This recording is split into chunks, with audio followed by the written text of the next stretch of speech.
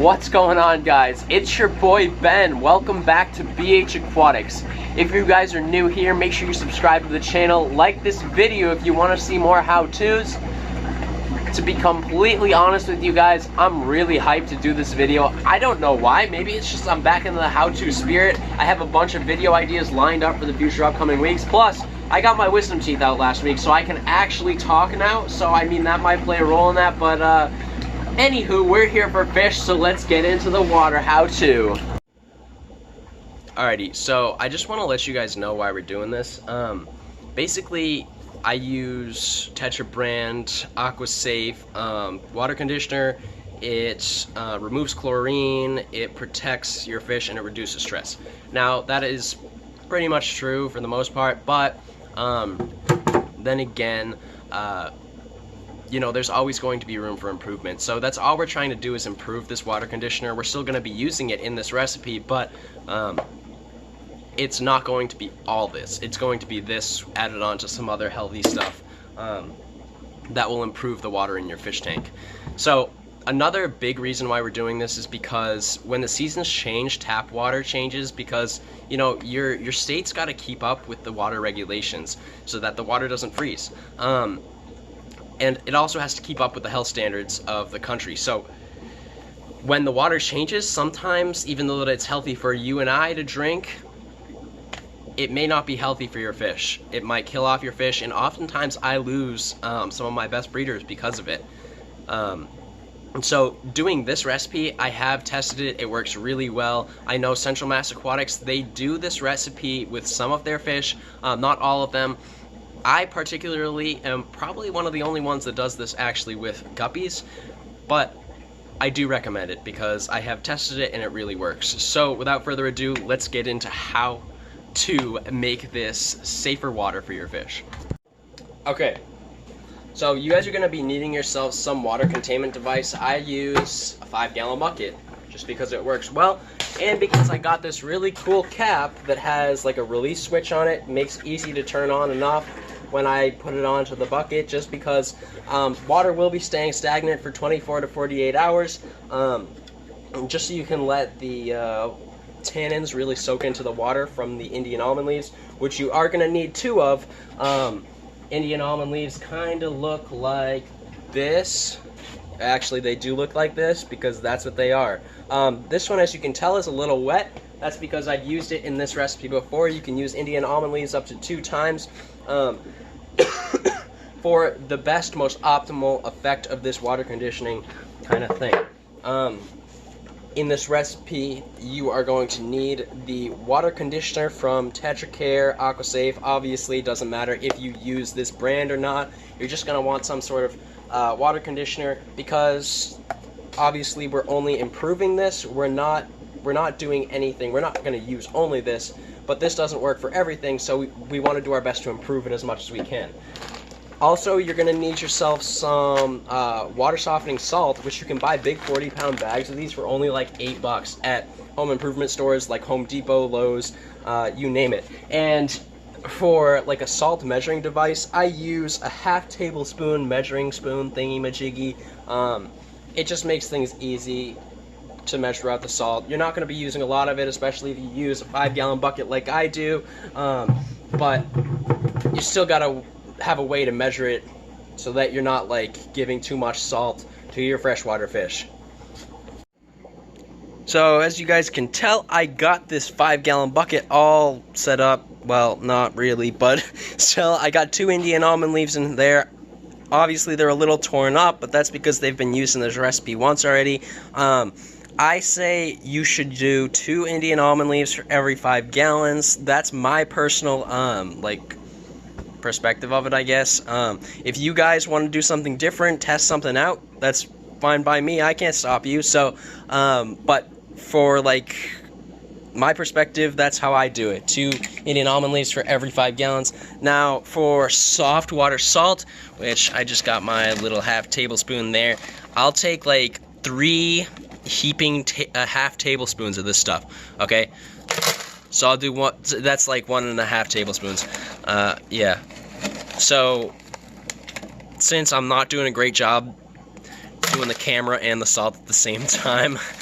I'm gonna get a little bit less than normal, but that's okay. Just for good measure, guys.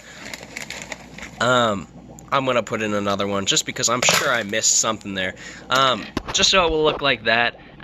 It's not a ton of salt. It's not going to affect your fish in any way. Some people will be like freaking out, like, Ben, you're putting way too much salt in with those tropical fish. Trust me, guys. I've been doing this for like 2 years now.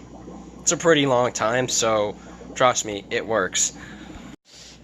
So with the water conditioner, obviously you're going to want to shake it up a little bit, just because, you know, the water conditioner's been sitting around some time. You only make this conditioning like process every once in a while. It's not needed all the time, especially if you have only like 10 tanks like me. Obviously this is not a replacement of all the water you put in your fish tanks. It's just a supplement that you add to the water, just to make it a little bit softer and less stressful for your fish. So you only need a little bit if you have, like me, 10 to 15 tanks. I still can't believe I don't know how many tanks I have, but if you've had these Tetra brand conditioners, you know that the cap actually turns into a measuring spoon, if that's what they call it. And there's actually like a halfway line, like in here, like you probably can't see it, but it says like 5 milliliters, 10 milliliters. At the halfway point, obviously it's 5, and at the max, at the top, the rim here, it's 10. It normally says, I'm pretty sure on here, I could just read it, add 2 teaspoons or 10 milliliters for every 10 gallons. I'm actually going to follow the instructions, so I'm only going to pour half of this stuff in. I poured a little bit more, but that's okay, just because it will make the water that much better. I don't know if you can see it in there. And we got our bucket here. Yeah, my bad filming skills. We just pour it on in. So since I have my pretty latacious hose here that runs off of the faucet over there, all I'm going to do is turn it on real quick, see if I can do this one-handed. And it turns on like a real hose. Yeah, that was a pretty dumb thing to say. But you actually use the spray, however you do this. You can actually just use however you put the water in to mix it up. If you have a hose like this, it works really well, because then you won't have to mix it afterwards. You just use the hose to mix it. I don't know, it works really well. You're going to want to fill it up all the way to the rim.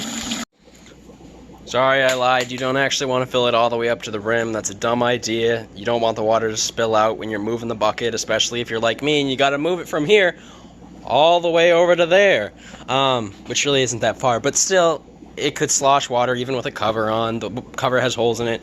Yeah, let's just stop listening to me going off on a tangent here. Anywho, now that we got it all filled up, you can see that the water's clear. You got the Indian almond leaves at the bottom.